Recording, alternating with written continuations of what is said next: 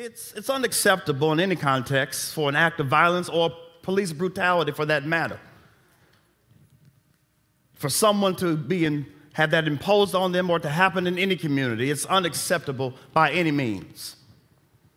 However, I think we need a new cultural conversation to address what happened in Memphis, Tennessee.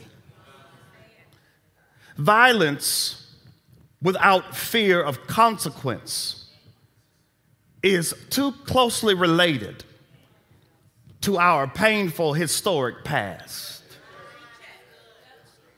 Perhaps we need a call to action to remember, not the basic recalling of facts, but perhaps we need to reconnect to our shared ancestry, that even if we practice community different, we still have a connection that no one can disrupt.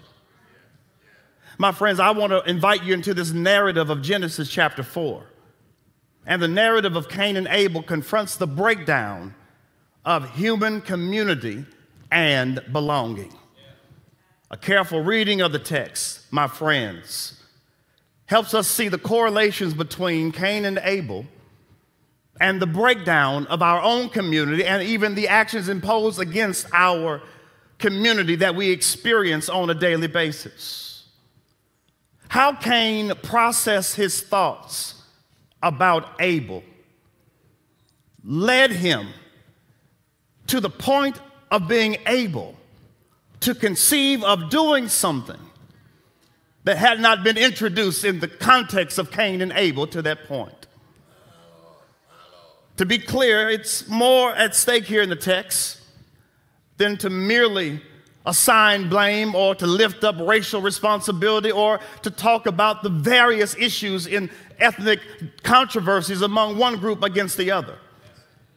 However, before I unpack Genesis chapter 4, I want to level set our understanding of community. Are y'all still listening to me?